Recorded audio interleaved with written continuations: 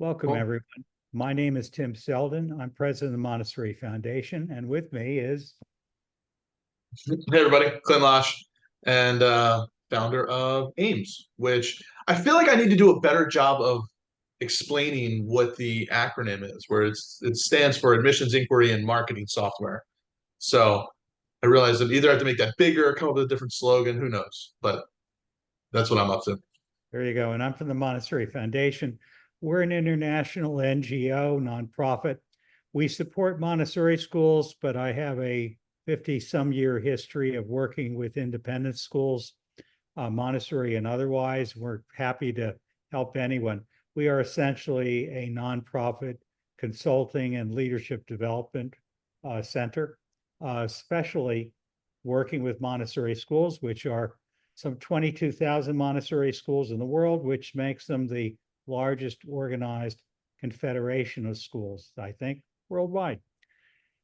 Anyway, we really welcome you to this webcast, and our intention is to create a gathering place every week for an hour for anyone who's interested in independent school marketing, admissions, finding the perfect match. And Clint represents a software and a background in helping schools with one of my favorite private school support groups, Independent School Management, out of Wilmington, Delaware. A little shout out to them.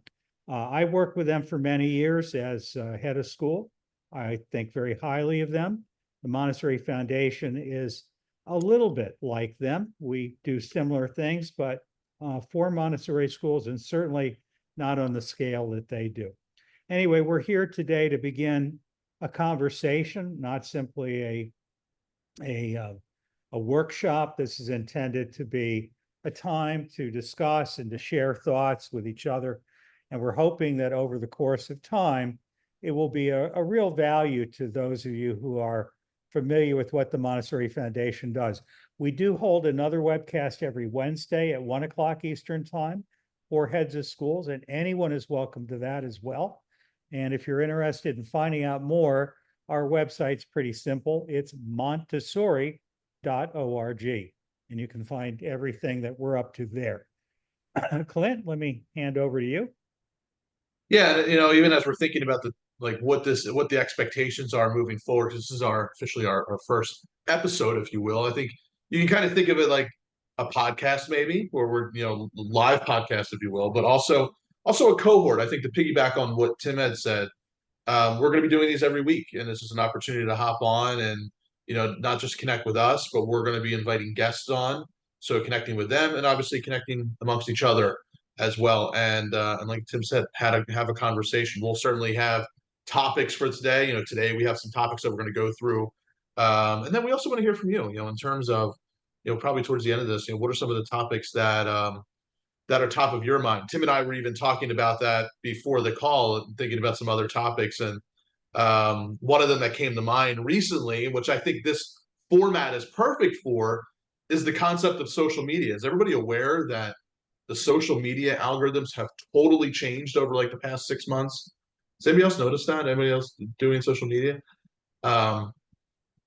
What the formula, and not to get into it, we're going to save it for an entire episode, but just to kind of tease a little, not tease, but the old rule of thumb with social media used to be get as many followers as possible, create posts, and then you hope that a percentage of your followers will see it, and you have to pay if you want more to see it. But that has completely changed. Now you have the opportunity to actually reach non-followers. And I think this opens up a new opportunity for schools to reach more people, even without having to pay for it.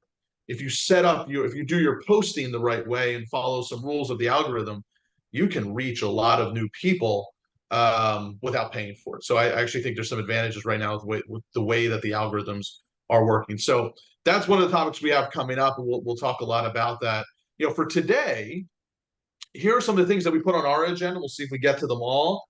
We sent out the email today talking about funnel data. I think that's at the core of, as we dive deeper into whether it's social media, whether it's advertising, and thinking about, okay, we want to fill our school with mission appropriate families, the ideal families. There's a lot of tactics, but at the core of it are things like, what is an ideal parent for you? how do we set up that messaging? How do we look at that funnel data so that we don't have to guess, right? So I come from the world of an agency world where I was doing a lot of work for schools, running their ads, doing their search engine optimization, all of that. And then similarly with the software now, still talking to a lot of schools, and many times they'll come in and say, "Hey, I want to advertise," or "Hey, I want to do this," and or thinking about how do we improve our efforts. And I think these are kind of the foundations that without these, I don't care how good your advertising is, if you're ranking in Google, without some of these core elements, the analogy I always like to use is like that leaky bucket analogy. If we don't have kind of the foundation correct, then we can get as much traffic, as much interest as possible, but it ends up being kind of like filling up a bucket with water that has holes in it. So um, this is what we'll cover today. So we'll talk all about what we need to have in place with the school marketing, what we think about school marketing, and then diving deeper into messaging. I know um, working with Tim, talking with Tim, I feel like every time we get off a call with each other, I get a new new angle, new messaging idea, with his experience and in both the private school world and in marketing and advertising. I think it's a really unique blend. And so Tim, I'll kind of just bounce the ball back to you in terms of what do you see, what do you, and also how do you want to focus on today in terms of when we think about marketing and messaging, and then that'll kind of lead us into some funnel data and how to analyze your messaging. So Tim, what are your thoughts? Well, my first thought, Clint, is why don't you stop sharing Yeah. so everyone who wants to can see each other, because we want this to be a forum. And we realize many of you are driving, like my friend Renee is up in Massachusetts or New Hampshire, and others are probably multitasking, and we really appreciate it. We will be adding these to the Montessori Foundation YouTube channel. They'll be publicly available, and we will send you a link to everyone who signed up. And we had more than 100 people respond to a 24-hour lead time. So we really appreciate all the folks who have expressed interest in this, and we know how busy you are. We'd love to have you put in the chat, by the way, Regina and others. Good to see old friends, by the way. If you could just introduce yourself and say what school you're with and where you're located, what your role is in the chat, that would be great, because we want people to begin to get to know each other.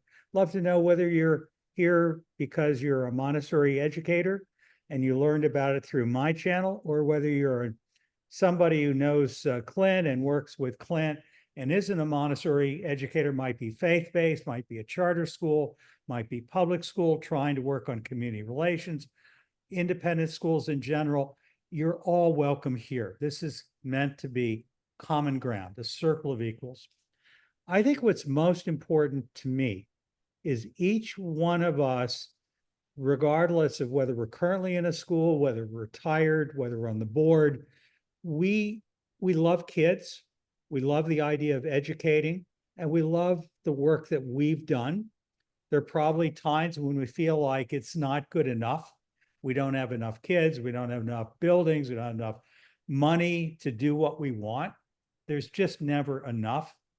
And we may compare ourselves against other schools and say, how do we compete with them?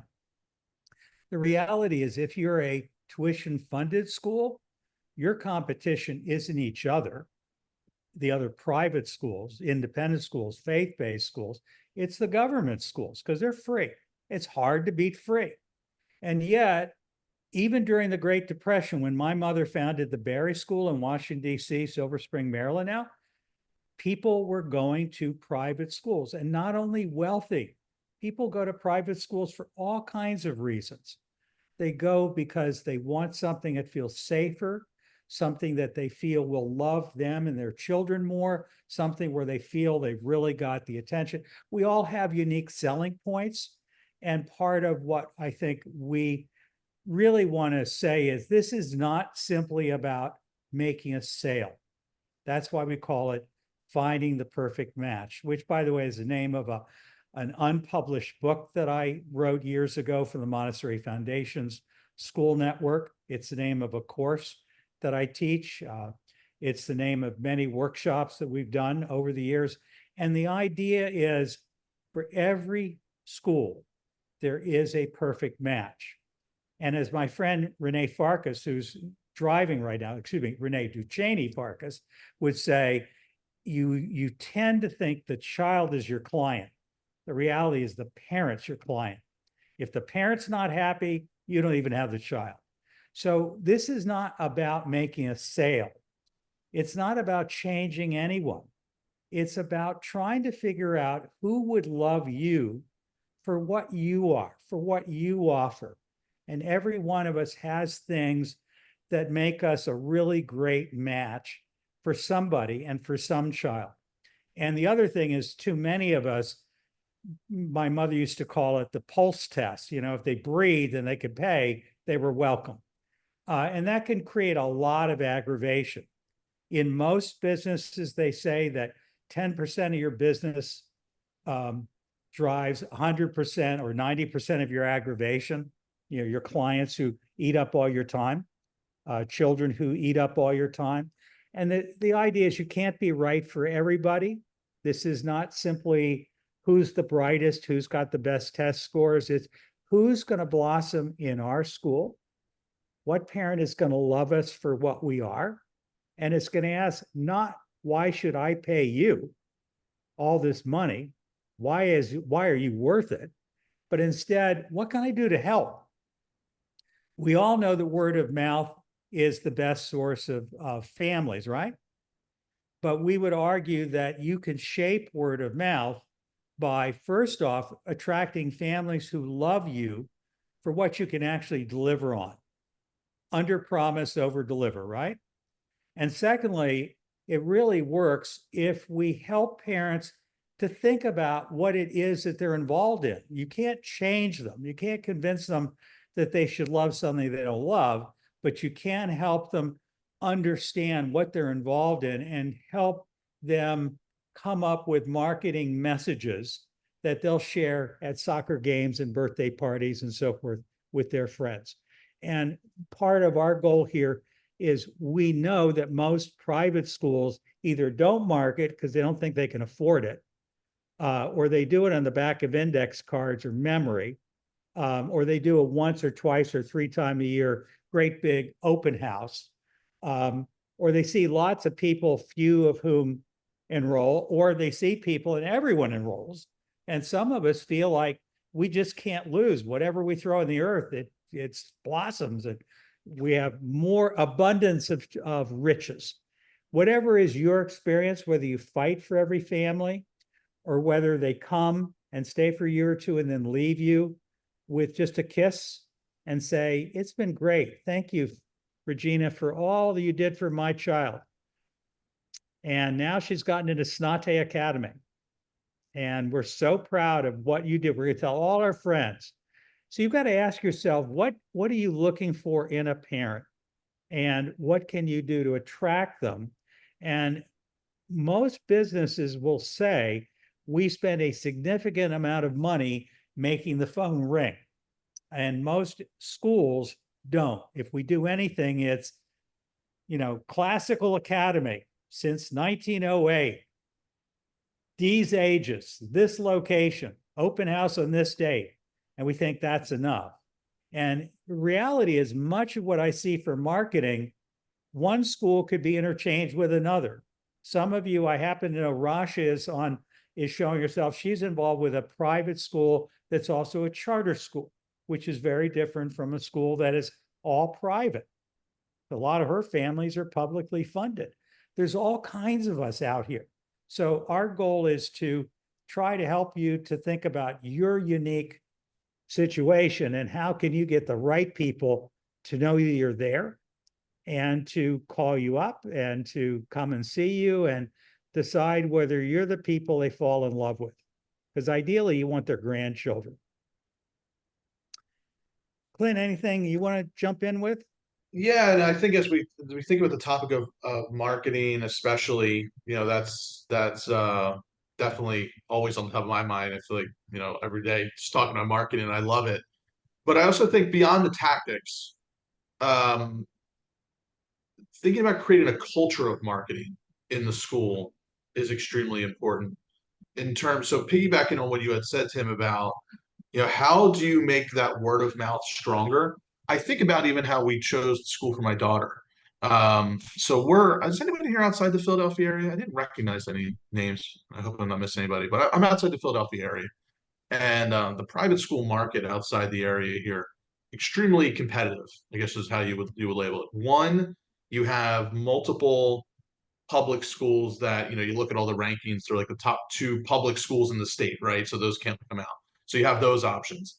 And then you just walk down the street and it's like 8 different private schools, right? And they're all, what they would classify themselves as like really top tier private schools. So there's a lot of competition. And I remember we were looking for a school for my daughter when we were looking at, it was kindergarten. And also their school goes up to 8th grade, and a lot of the schools go up to 12th grade. So they were already felt like they're at kind of a disadvantage, or just in the sense that they're always answering that question. It's like, why should we go to your school that goes up to 8th grade when we can go to a school that goes up to 12th, right? So that was always a hurdle they had to overcome. But I thought they did an amazing job at really getting everybody on the same page with their messaging. The head of school, the admissions director, the family member, the parents, other parents, parent ambassadors, the teachers, everybody said the same thing, right? So your website could say something, the head of school could say something, but where I see things break down when talking with so many schools is sometimes they don't know, like, what are their teachers saying? Is what their teachers saying exactly the same as what the admissions director is saying? And like, again, thinking about my daughter's school, um, everybody said the exact same thing. At first, you're like, oh, I wonder if that's just kind of like marketing speak, even come from a marketer, right? Is this just like, is this marketing speak? Is it stuff that we can put on a website? But when everybody says the same thing, that holds a lot of weight. And in their case, I even think back to the conversation I had with their head of school, which was, he said, why do you want to come here? And I don't know why I kind of blanked out of the question. And I was like, well, I know academics are good. And he was like, yeah.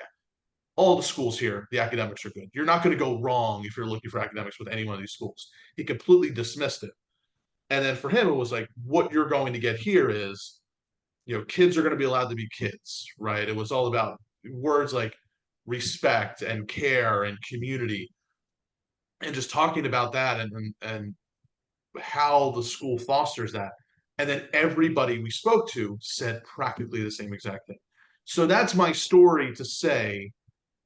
Also, as we think about marketing tactics as well, I think it's so important that when we want to find those ideal families, creating a culture of marketing in the school is so important. And I'll say one more thing about this, because I was sitting in a workshop one time, just in the back of the workshop. It was when I was with independent school management, and I was sitting in a marketing workshop with another consultant who was presenting, and they were talking about this concept. And one of the attendees in the back had, he had said, what do you do when, your teachers just, they don't want to help with marketing? And not that we're asking them to create social media posts, but they don't want you to come into the classrooms and take pictures.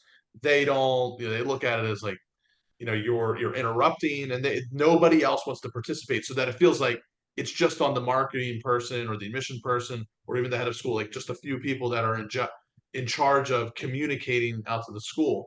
And versus, somebody else had said, well, everybody participates in our marketing.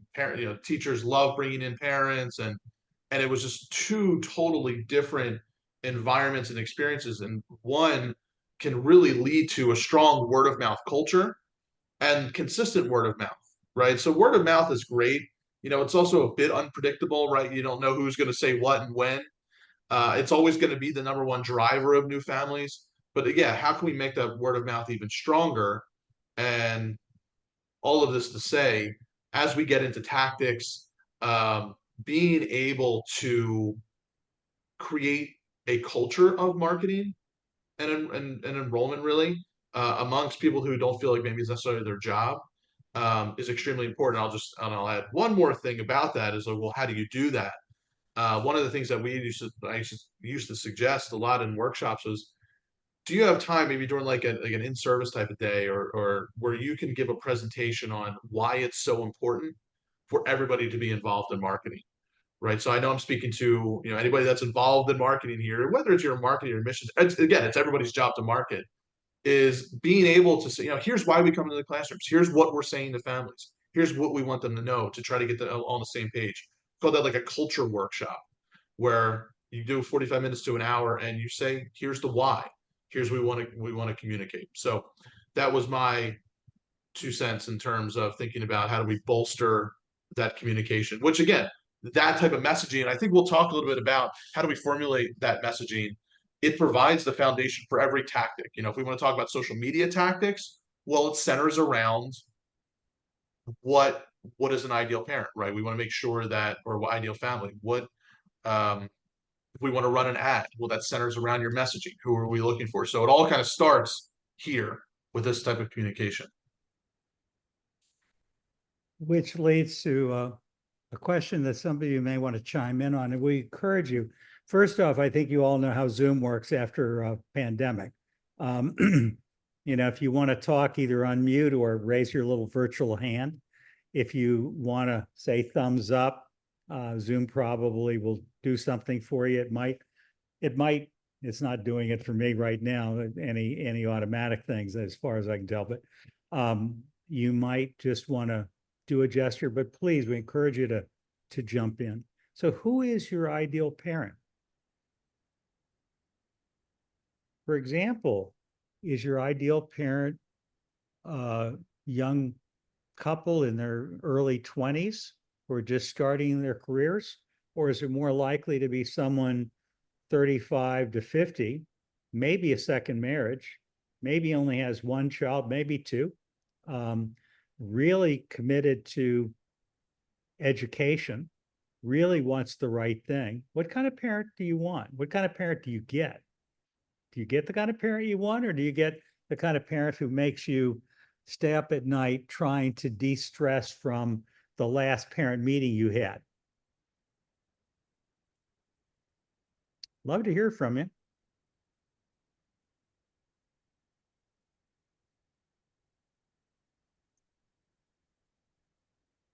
Hi, Regina.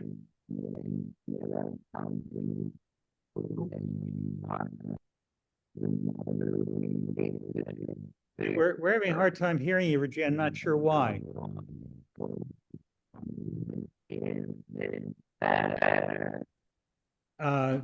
Is everyone else having the same thing where you're not? It sounds very robotic. Yeah, it's weird. Regina, something odd is happening. Yeah, for some reason your audio is not working. So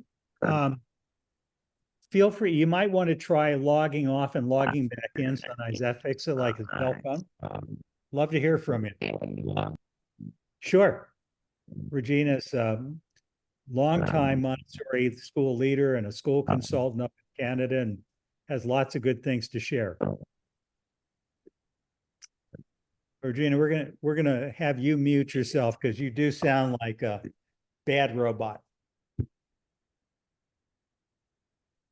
Anyone else want to jump in? Renee, I know you're driving, but I know you can unmute, and you always have good stuff to say. Nope. Okay. Has anybody done built their an avatar? Or have you done avatar work? I mean, here's our ideal family. Even if you don't want to chime in, if you type in like a 1 if you've done avatar, build an avatar, 2 if you haven't. Hey, Tim, I think I unmuted myself, keeping There we myself go. safe. I'll be happy to talk when you want. Yeah, well, you're unmuted. So Renee, you've run several Montessori schools, big ones in Boston, and you've run non-Montessori schools, high schools, K through 12, all kinds of schools. What do you believe the ideal parent is from your experience? Well, can you hear me right now? Hear you fine.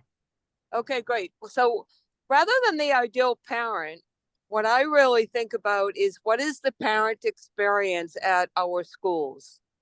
And I think that we don't take enough time to think about that, and that we are the place where parents bring their child and entrust in us, and we want them to, and they leave that child with us. And I think what's most important is looking at what is the ideal parent experience, because parents need support and help and assistance in bringing children up, right? It's the hardest role, whether the child is a toddler or a 16-year-old. They're not easy jobs. And my work is really helping schools look at that with a different lens and say, what can I do for the parent? Because then I think you're supporting retention of current students, and you're also helping parents be the best parent they can be, which everybody wants to be. So I'll be quiet for a minute and see if anyone has a reaction to that.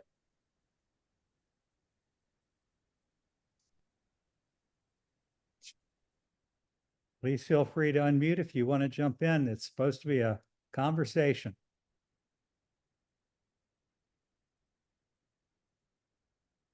No one else is jumping in. Let me suggest then that, to me, it's not a deep question we could ask is, how many schools are actually, have you paid attention to the parent experience? And I don't mean that in a dogmatic way. I mean, how can we all look at the parent experience in our schools, maybe in a new lens? You know, we're out of pandemic, parents, families need a place to belong.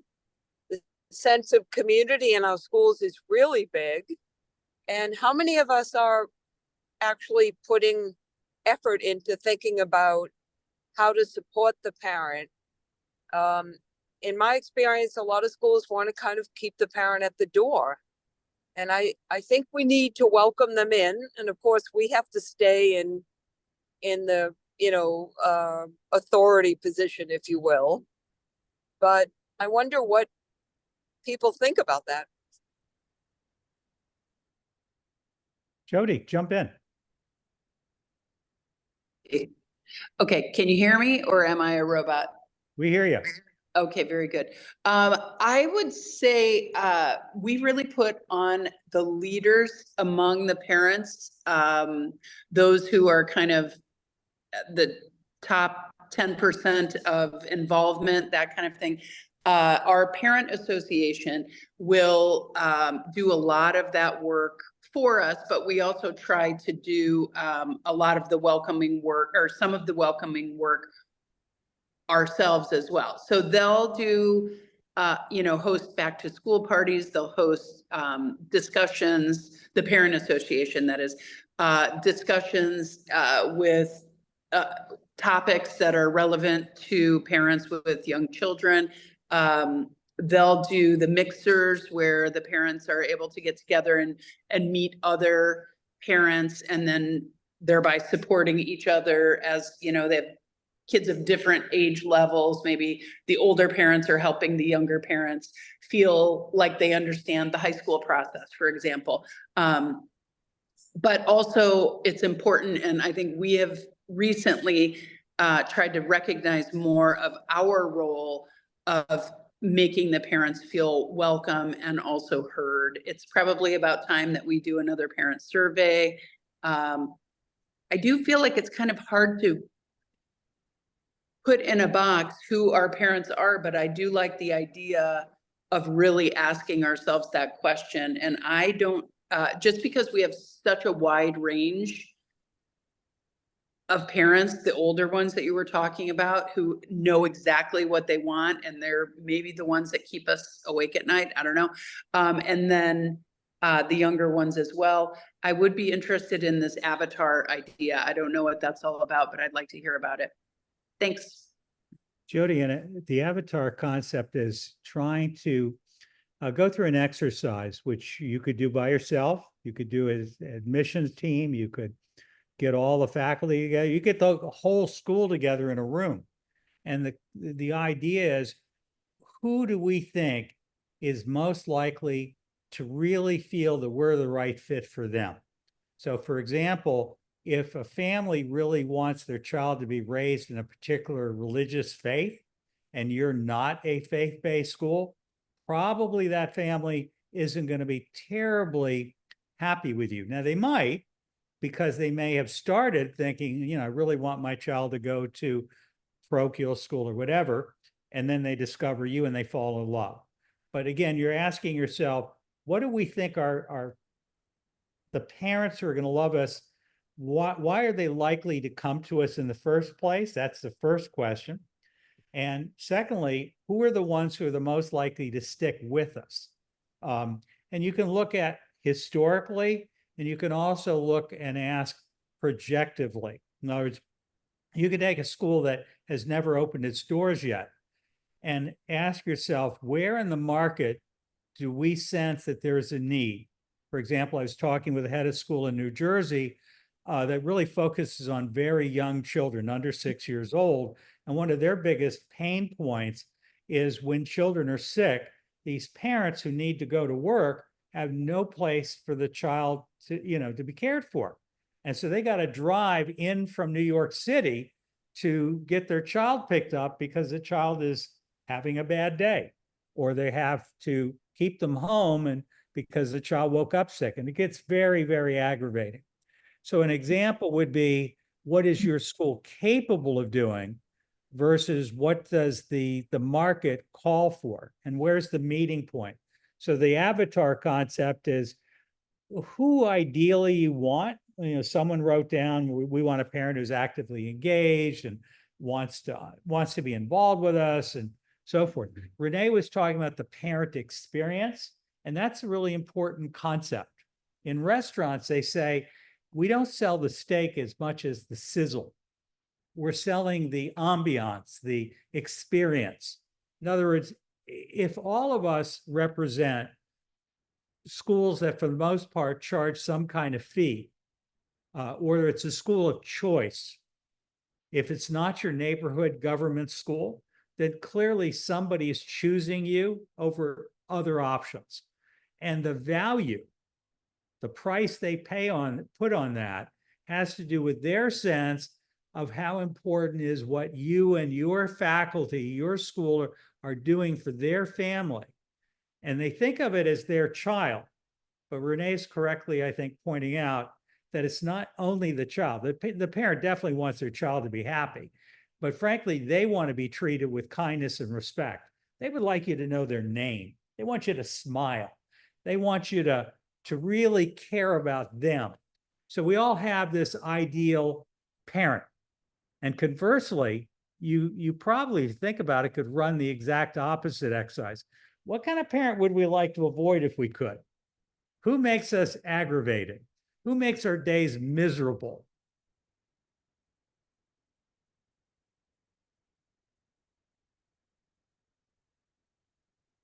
Deliberately going silent to see if anyone will jump in. I see, looks like Rasha, raise your hand. Please just unmute. Okay, hi everyone. My name is Rasha. I work at Tulsa Montessori School here in Phoenix. So in my experience, I was both way, like with a very low enrollment school and very big enrollment school. It's what Tim said, like we need to do what it's called customer service. Like, you know, like feel welcome, we smile for them, we make ourselves available. And this is the first interaction with the parents when we tour them or when we talk to them over Zoom. So in my experience in St. Peter, very private school, like Jill, like I was head of school and a teacher at the same time.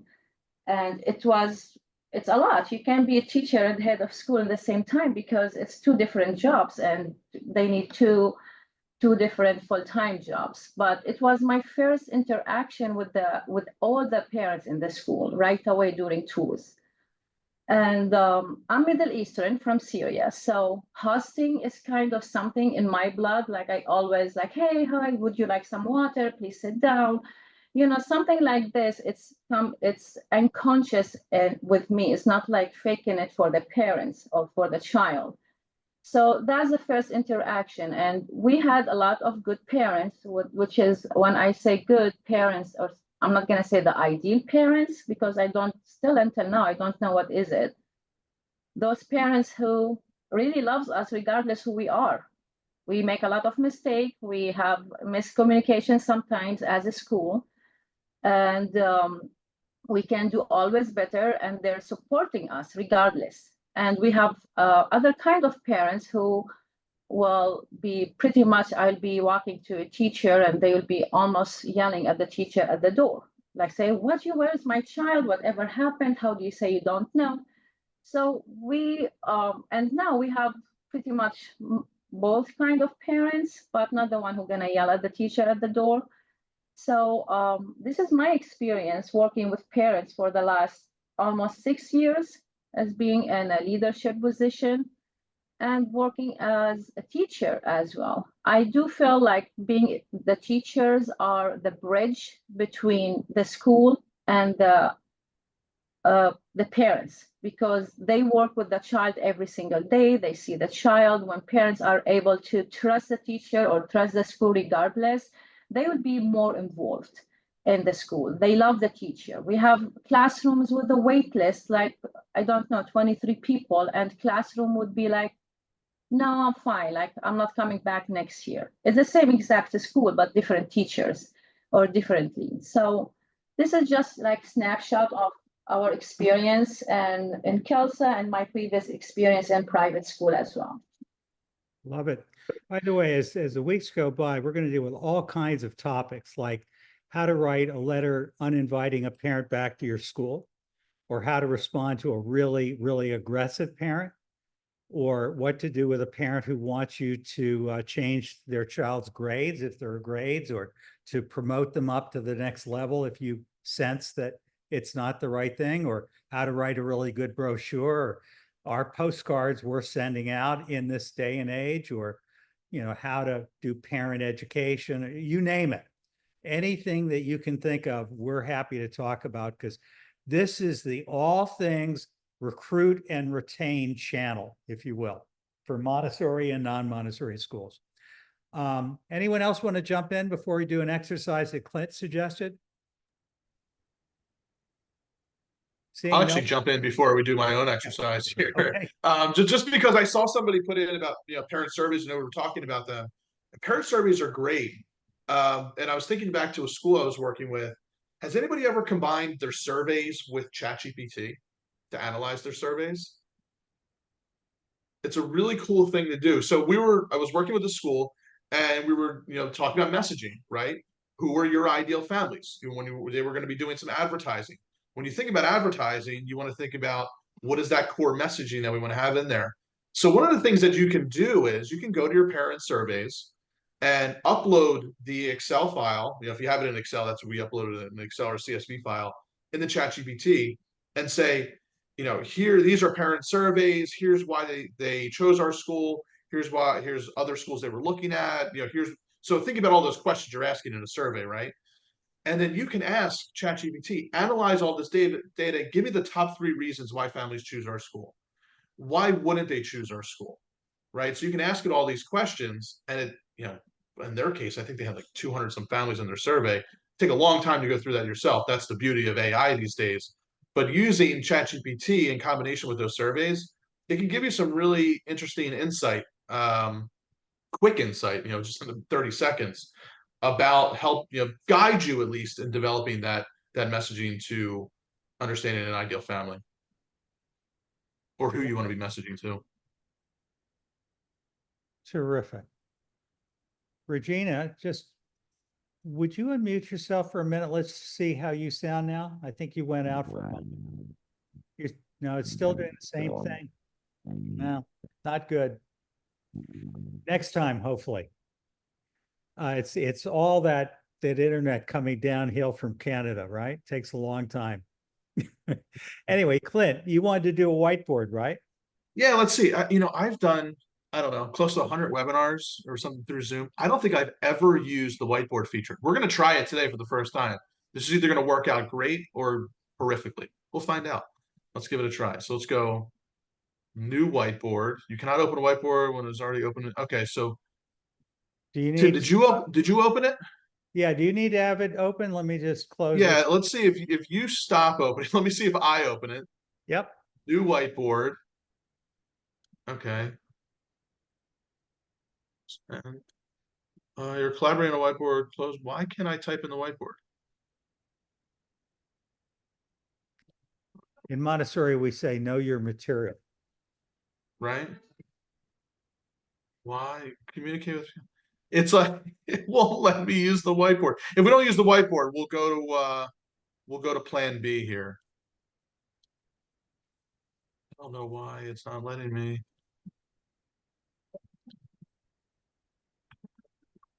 Clint, if I open a whiteboard, can you type on it? I've never used the whiteboard feature in Zoom either. But clearly, both of us need a lesson. We need a Montessori presentation on Zoom whiteboards. Yeah, seriously. This is crazy. Existing token expired. Please try. It's giving me all sorts of errors. Let's try closing the whiteboard. Yeah. Okay. We're going to close that. I'm going to go to plan B here in a second. All right. Tim, give me 30 seconds. Let's chat about something else, and then I'll get another whiteboard, something else up that we can use.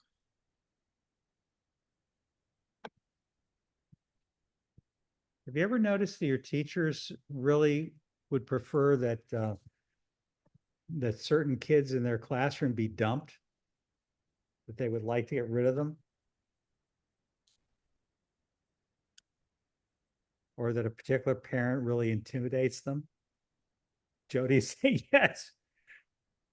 There's so many teachers who don't you dare bring a tour through my classroom. I don't want anyone in my classroom.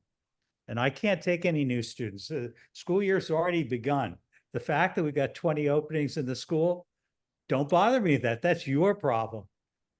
You know, they don't see the connection between the nonprofits coming in and the ability to feed the goldfish. Ah, screen sharing. There we go. Yeah, we'll go to Old Faithful. We'll go to Canva. I love Canva.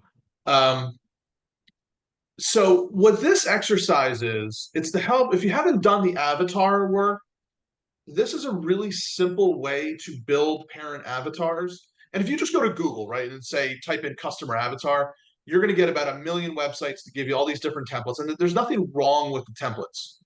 They're going to ask you things like, you know, what's the age of your ideal customer? What are they looking for? Where did they go to school? And I get what they're doing, right? You want to actually visualize who your ideal customer, in our case, ideal parents are. I'll be very practical and say I've done that exercise a lot before. I've seen other people do it a lot. And what ends up happening is you do it and then it sits in a folder and we never look at it again. And again, it's not that there's anything wrong with data, but I like to think about how do we do avatar work, but make it actionable so that it actually influences or has an impact on everything else that we're doing from a marketing and mission standpoint, from the words that go on the website to the words that go in an email, your advertising, even word of mouth. And so I'm going to give my best shot at here at actually drawing this out. So here's our parent. This is our parent. All right, I'm doing this for a reason. So here's our parent. We've got this bridge, and then here's a happy parent at the end. They graduate. So let's put a smiley face. There we go. Now, why did we do this? So on the left-hand side is you have parents that are looking for a school, right? They're coming on campus. They're giving your admissions director a call. They're asking questions. What are the questions you're always getting in every single tour or on every single phone call? And I'll kick this off with this one. So for example, using my daughter's school as an example, why choose K-8 versus K-12, right? So that was a big question that they had. What are some other questions that you're receiving about your school? What are challenges that parents are having? It could be, hey, we're at this other school and these are the challenges. What are some things? Just shout them out.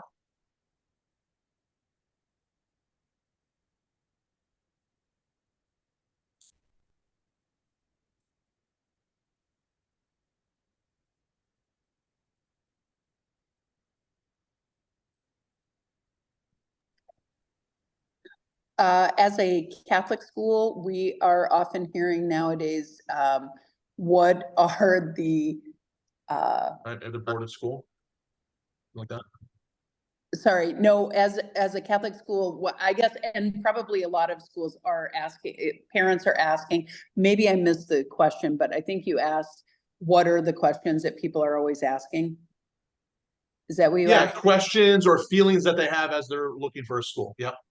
Yeah, I guess people, this is a confusing one because people will ask questions about what are you teaching around, sexuality and that kind of stuff, which is always tricky to even get into. I know that this is probably goes a little deeper than what you're looking for right here, but curriculum questions are pretty common. Security questions are very common for parents coming through. For us, how many do you have to be Catholic to be there? How many people are not Catholic? Logistic questions also, I think, in terms of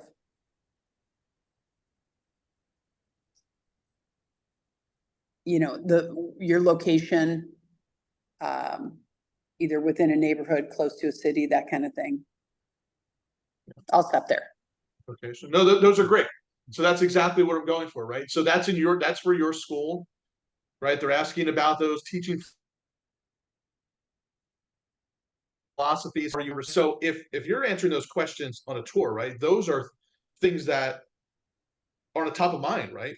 That parents have as they're evaluating multiple schools, right? These are questions that they want to have answered. What else? What are some other ones? May not be questions, it may be sort of impressions. For example, if the school is dirty, if it looks dangerous, if they're worried that creepy people might come on campus and do harm to children. They want to know, of course, how do I know that if I send my kid to your school, you'll educate them? I mean, will they at least be as well educated as they would have been if I had chosen the government schools for free, or this other private school that has more, better, and different than you do? Yeah, those are great. Right, so you get the old, right, the public versus private, right? Because public schools have, many of the public schools have great education, right, in terms of academics themselves. All right, so this is a good start, right? I would encourage you to do this exercise on your own for your own school, right? And so this is just the first part. So first, what you want to do is, create this. You can use stick figures or not. On the one side of the paper, you can list all of those questions, concerns, fears, objections that a prospective parent would have as they're evaluating schools. They're looking for safety. They're looking for a certain type of curriculum. What are those most important items? And just do a brain dump, right? Don't think through it too much. Just do a brain dump of all of those. Then on the other side of this line, put it up here. This is what I would call your portrait of a graduate. Now, by the way, we can also do this for specific topics. We're going to take a 30,000 foot view of this, but this is your portrait of a graduate. Has everybody done a portrait of a graduate? Sure. So now what you want to do is you want to think about, what is that family, what is that child going to experience or be able to do by the time that they graduate? Who wants to throw out just some of their portrait of a graduate statements, or just some quick bullets that we can toss in here? Leaders.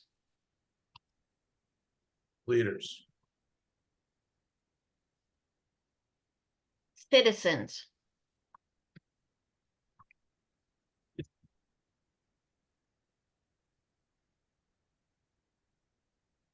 Entrepreneurs, entrepreneurial thinking, innovators.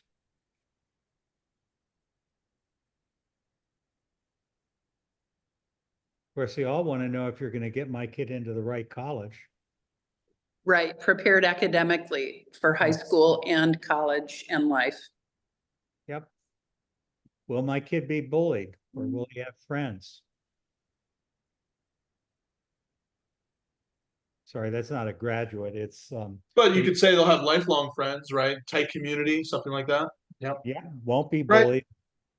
So again, these are great, right? Do a brain dump using your own kind of portrait of a graduate. Now, so here we have the prospective family. They're just beginning their search. They're trying to, maybe they're looking to switch schools or go to their first school for their child.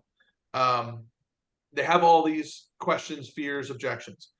On the other end of the spectrum, you have your graduating students, and here's what they're able to do. You want to bridge that gap using what I like to call milestones, right? So what are those? So we can have 3 to 5 in here. These are really, when I say milestones, we really should say features of the school that take somebody from coming to your school day one to the portrait of a graduate. What is unique about your school that gets the happy parent, the happy student by the time that they graduate, right? So again, just real quick, shout out, what are some really unique features about your school that are, again, unique to you, that families love? I'll put in the simple one in here, even though we always recommend not leading with this because everybody can kind of say this, but you could say we have a 7-to-1 student teacher ratio, right? That everybody kind of has their ratios.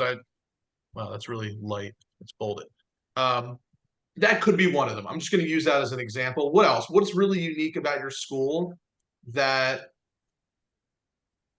allows you to, so Tim, even use your example, they're going to become entrepreneurial. What are elements of your school that allow them to do that allow you to do that? Yeah, absolutely. I mean, entrepreneurial education is becoming an increasingly popular concept around the country. And not just business, it's not just economics, it's how to organize a team, how to carry projects through, how to manage money, how to look at how people are responding to our marketing message or what we're selling. How do we price it? Do we understand the difference between cost of producing versus the actual bottom line? Yeah. So people are increasingly interested in that. It's part of the conversation of, is college worth it? You know, is the debt that these kids take on worth what they get economically at the end versus becoming a bricklayer or a cement company operator, whatever else they might do in the world other than sit behind a desk and be a white collar person. Yeah, diversity. On a number of issues, Kelly, would you like to elaborate on it a little bit more? On diversity? Yeah, I mean, that could mean, would Right. my child be welcome here? Yeah, right, exactly. So I think part of the milestone, for us also is, really marketing and selling the fact that, my school, my job as director of enrollment management is at a school in Highlands. Highlands School is in Birmingham, Alabama, which is, so therefore a lot of the public schools, which are great public schools, you don't see as much diversity, depending on what neighborhood you live. So our school is very diverse.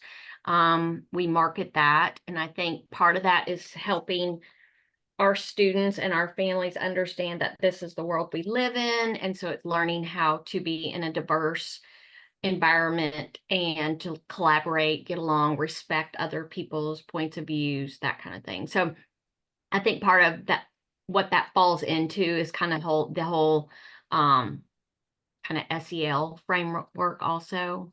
So I think SEL is another milestone for us. Definitely leadership. I mean, we have a whole leadership academy that we have for like the lower grades have certain goals of leadership goals, our middle grades and our higher grades. So that is something that sets us apart and is a milestone for our students. Those are great examples, Kellyanne. It's, you've got things like young Toastmasters or teaching kids manners, how to dress for success, whatever it is. I mean, just the issue of, do your kids wear any kind of, is there dress code of any kind, or is there a uniform? And if so, does it make the kids feel creepy or does it make them proud? all of those kinds of things, like the name of your school. I had a guy named Fred Kendall named his school Alexander. And I kept saying, who in your world is Alexander? And he said, no, I want to be first in the phone book. And I suggested, why don't you call it Aardvark Academy? Then you will be first in the book. All of these are really good points. I would also suggest to you that most Americans choose their government schools for a reason. One, they pay taxes. Secondly, you know, they know that the resources are there. They want their kids to have access to the big libraries and the sports teams. And unless the schools in your community are thought of as being unsafe and poorly funded and kind of dreary, the odds are pretty good that it takes a very special parent to, having paid their taxes, then choose to go to a tuition-based school of any kind, or even a school of choice that's publicly funded. Like Rosh is involved with a charter Montessori school. Well, if you're going to send your kid to a school that's not next to your house and where their friends are going to school, you've got to be a parent who really values education and is willing to make an investment, to do something that might cause your mother-in-law to say, you're sending my grandson to a monastery school? I mean, what's wrong with you? Don't you want to go to college? So, I mean, whatever school you're with, whether it's independent or faith-based or whatever, there are going to be people who ask, you know, why? That whole issue of what motivates the parent experience, as Renee said, is so important. And so real quick, I know we're coming up here on the hour. I'll wrap up here real quick, just to say, one, this is tying in this whole concept of the perfect match, your ideal family. Get your parent surveys, but then also do. I think this is a really simple thing to do, to just kind of brain dump. What are our ideal parents looking for? What is our portrait of a graduate? And how do we get them there? And then let me just show you real quick how this can be put into practice on a real website. So this is a school that we're working with for a while. This is actually, I think we call their admission center page. A lot of ads are going here. And I think these two sections kind of epitomize, you know, how you would take that messaging and put it into even just a landing page like this. But it can be in your ads, it can be everywhere. But thinking about, is our school right for you? So thinking about these things, right? Identify what are your parents looking for, and then ask that question. You know, are you looking for a place where you can choose your own path? You know, Tim, to your point, are you looking for an entrepreneurial opportunities? Are you looking for a school that actually prepares you for post-secondary education and the real world that follows, right? So you want to kind of envision your prospective parents reading this section, nodding their head, saying, yeah, I do want those things, right? And if you want those things, then here's how we do it. Here's what you get. Here's why families love us. So like, I know for this school, their PATH program is all about, I believe that's their like entrepreneurial track that they can go on and get a mentor. So you could actually take this concept and start segmenting it for a very specific audience. We could do this exact same thing just for families that are looking for entrepreneurial opportunities. Are you, so the question would be, are you looking, you know, are you an entrepreneur? Do you want your child to be entrepreneurial? When you come to our school, you know, they're going to be able to do it. We're going to come up with better language that they're going to be able to do that. They're going to be innovators. They're going to be leaders, and they're going to have that entrepreneurial spirit. And here's how we do it. We have a PATH program. And as part of the PATH program, they're going to get a mentor. And as part of that mentor, they're going to do these projects together. So it's bridging that gap. We could do that for all sorts of things. Are you looking for a safe, joyful, loving community? This is what we have here, and here's how we do it, right? So it's that same kind of bridging, that messaging. And this is a really good way to kind of build your ideal avatars. You can do that for, you know, at a high level like we did here, or even breaking it down to taking just one of these and doing this exercise for just one of those. And then you can use that same messaging in your advertising. You can put it on websites like this, on your web pages. And I think that becomes much more emotional and impactful. Tim, anything else as we wrap up here? Well, I think what I'm going to suggest as we wrap up is that we first think about what's next week. Yep. There was talk about doing social media, and there's 12 of us here. If everyone's comfortable, let's do social media next week. And we'll send everyone who was signed up for this the link to this video as soon as we're done. Second thing is, obviously, Clint and I earn our living out in the world doing things to help schools like yours. And a way of thinking of it is this: one child is probably worth somewhere between $5,000 and $50,000 for most of you. It doesn't take many new children to make a difference. When a family leaves your school, not only do you lose their tuition, you lose the connection, the relationship, the goodwill that that child has with other kids, a family has with other kids, and they usually take friends with them.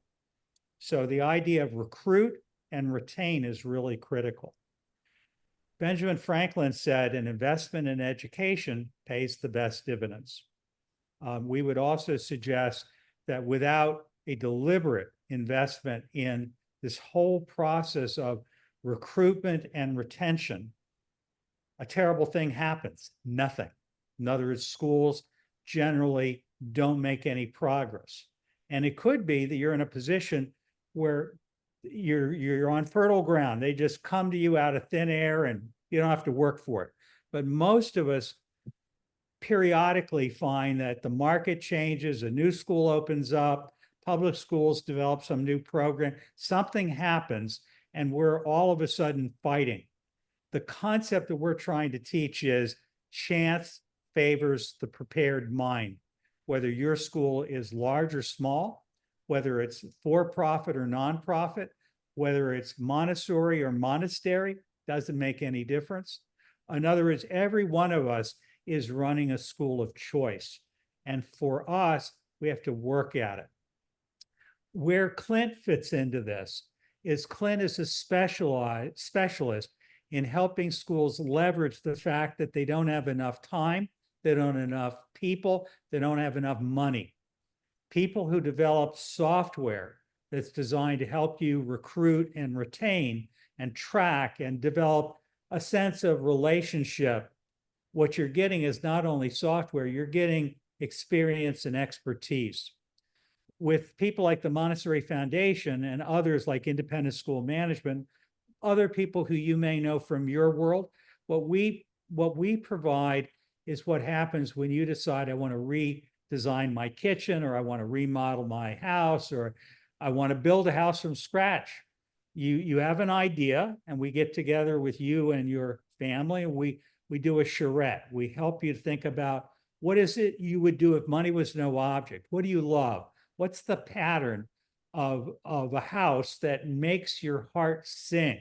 There's probably not one. There's probably many things that when you take them together, you really would be in love with. And what we try to do is help you look at where you are, what's your budget, and how do we get from here to there, but not only with marketing, because we're not an ad agency, although we can help you with ads and brochures and all that. What we are is a school consulting, a business coaching. And what we try to do is help you look at everything from the teachers you hire and their attitude and what they're actually doing, and the parent attitude and the sense of community, all of that. So the two organizations, I've come to know Clint in working with a school that I love very dearly down in Sarasota, Florida. Clint's done really good things for us. Clint is not doing something you couldn't get elsewhere. In fact, when I met Clint, I work with about 100 schools a year, and I knew lots of people doing the exact same thing as AIMS. What I appreciated was, one, Clint, you were much more affordable by about 1/4 of the cost of your competition. And secondly, I knew where you came from. I really respect ISM, and I really respected what I heard you saying and what I've seen you do. And I said, this is somebody I want to get to know, and I would really enjoy spending some time at my age kicking ideas around with someone younger who's out there young and hungry trying to do it. Some of you I know personally, some of you I will get to know. The bottom line is what we're trying to do with this weekly vlog or webcast or whatever you call it, is share our common experiences, our challenges, and hopefully build up a body of information that you find helpful. And by the way, this is something we recommend you do in social media, because we're going to make this publicly free.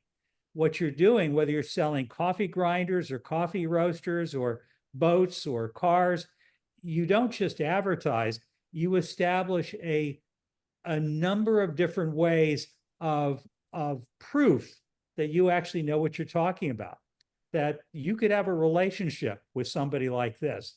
And since nobody will have a relationship with everybody, what we're trying to do is present out there who we are, getting to know who you are, and we're looking for the perfect match, just like you do with families.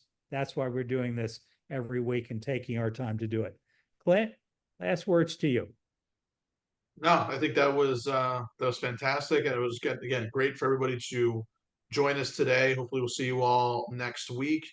And what we might do is even send out a questionnaire. What are some topics that are top of mind on your end? Like I said, we have some thoughts about whether it's like today we didn't get to looking at those funnel analytics, and maybe we kick off tomorrow or next week's session with funnel analytics. The social media, I don't think will take too long, but I think it's a hot topic because, again, if it, just a show of hands, is there who here is responsible for the social media or does their social media?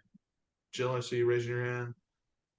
Have you seen a change in especially the Instagram algorithm in the past 6 months? Just in terms of who you're reaching these days and what's working, what isn't. And so we'll dive into that. So I think it's really interesting data. And just to kind of, hey, you're going to be doing social media pretty much every single day as is, right? So if you're going to do it, let's make sure, hey, how do we reach the most people now? Because the old rules don't apply. So we'll talk a little bit about that. And I think we can probably do a combo, funnel analytics, and then lead into social media. Well, again, for all of you, we so appreciate you coming to our first webcast of this sort. If you're interested in other topics having to do with private school or public school leadership, whether you're a Montessori educator or not, I think you'll find that the things that we talk about are common to everyone involved in education, public, private, Montessori, monastery, you name it. We're all in the same boat. We're all involved with institutions. We're raising children together. We're working with families.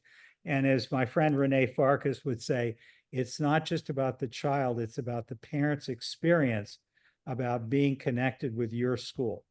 Hopefully you're having a good experience with Clint, with me. We look forward to getting to know you. By the way, you can reach out to us, and when we put this up on YouTube, we'll have some cards with our addresses and all that. But the bottom line is you can reach out to me on my office phone at the Montessori Foundation or go to our place and ask for a free consultation. We're happy to sit down and chat and see what your situation is. And our saying is we're here to help. And Renee Farkas is one of our senior consultants, would be the first to say we're out there in the world doing everything we can to help schools thrive and blossom and find the perfect match. So thanks, everyone. Thanks for joining us. Have a good rest of the week. Take care, everybody. Thank you.